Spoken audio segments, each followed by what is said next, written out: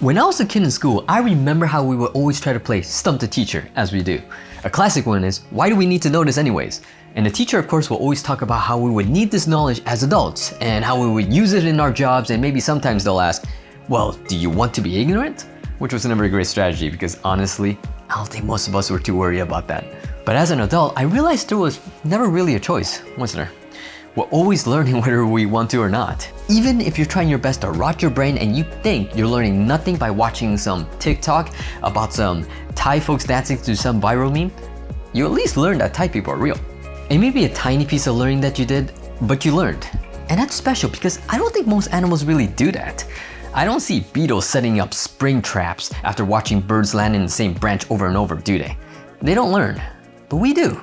And I wonder why.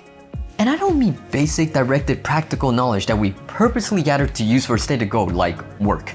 I mean the knowledge that we humans just sponge up day to day and save for no reason. See, I learn something and I take that new information, I start putting in to the context of all the knowledge I've gathered till then. And that snowballs. I've got decades of knowledge gathered up here and saved. Every new bit either adds to the burden of knowledge I've already gathered up or throws off my previously stable understanding of the world before. So is that a burden? It's hard to think about it that way, but we do say that ignorance is bliss. I personally like to learn every day, to challenge myself with knowledge I didn't have before and to learn from sources that disagree with me. It certainly doesn't make me popular. All of us prefer simple black and white worldviews, me included. And new knowledge often introduces uncomfortable grays and nuances, which are rarely welcomed. So I wonder, why do I do that? I know for me personally, I want to know everything there is to know in the universe, because I can't stand the idea of dying without having experienced everything in this one life I have. To leave any skill unlearned when I could have had it, to know that I still don't know so much is an uncomfortable state for me to live in. Now, I fully understand I'm not going to finish the universe, but it doesn't mean that I can just sit here and peacefully accept that. So why do we learn? For you, I don't know. And maybe this question will make you ask that question for yourself.